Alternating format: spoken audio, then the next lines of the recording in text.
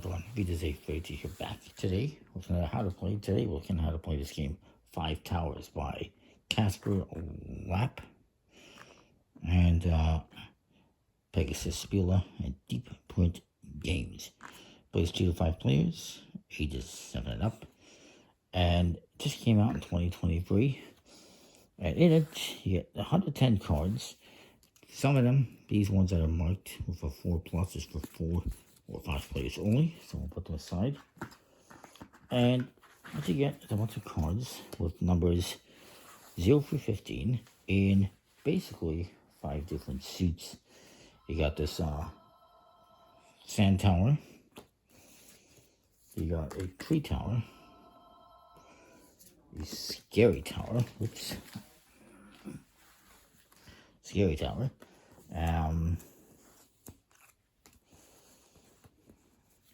a scrap tower, and there's also a candy tower. Now, when you're playing cards into your towers, they have to go in a descending order from high to low. And a couple of things to note: these zeros can only go on top. Oh, that looks like Wednesday Addams. And zeros can only go on top, and you cannot put anything on the zeros. There's a couple of important cards. One of them is the 8 right here, and the other one, if I can find one, is the 9. And these are important because, and they got little question marks on them to remind you, the 8, on the 8, you can play any card of any value of the same type. And a 9 can be put on any card of any value. And that's important because if you're building a tower,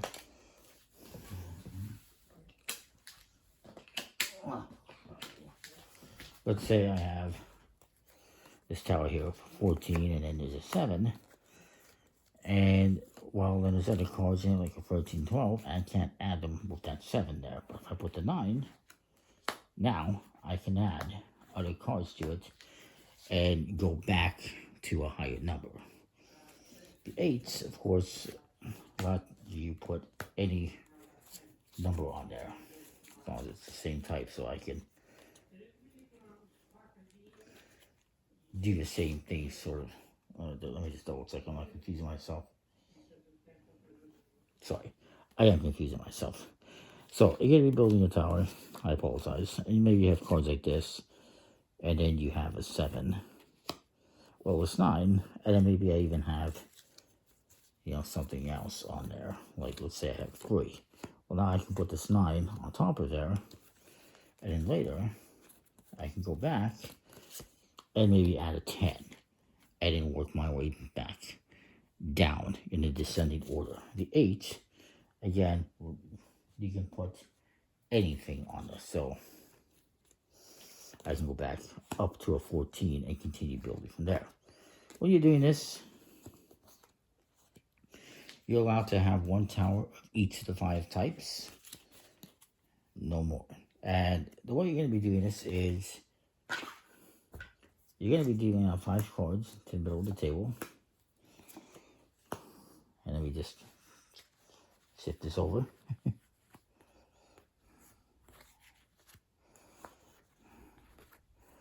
And you're going to determine the start player. And they're going to bid on how many cards they want to take. You're going to do this until everyone has either made a bid or passed. Once everyone has had an opportunity to bid or pass, then whoever makes the highest bid wins. The exception, if somebody bids 5, then they just win automatically. And so let's say I won. And let's say I bid, well, I would maybe bid 3. Then I would take these ones, and I would play this 6, play this 1, and play this 14. And these ones get discarded. Nobody gets them. And then 5 more cards come out. And the player to my left would get to make the first bid. So it's going to be the left of whoever just built. And so they're gonna make a bid, and then it comes around to me, and maybe I pass because it's not very useful to me, these cards. And you keep going like that. So maybe somebody else won these cards, and they're gonna take these into their hand, and then they're gonna play them out.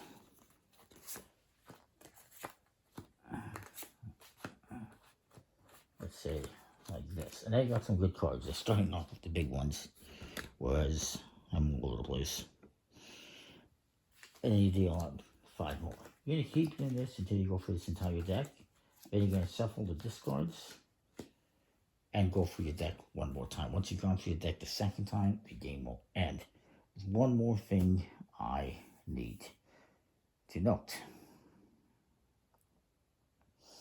And I'm trying to find, I don't have a good way of explaining this right now, but basically let's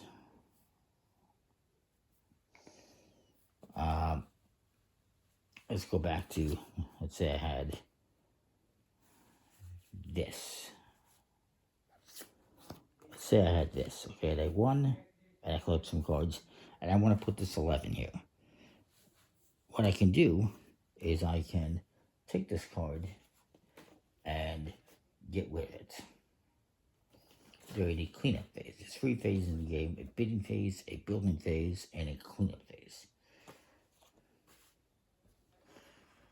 And during the cleanup phase, you're just going to discard any remaining cards in the display. And that is that. But for building, you can tear down a card. So if I don't put this 11 here, I can tear this down, put this face down over here. At the end of the game, these are going to be negative points. So you don't want to do too many tear downs. In terms of scoring, let's say the game was over, you're going to get, and let me go back here.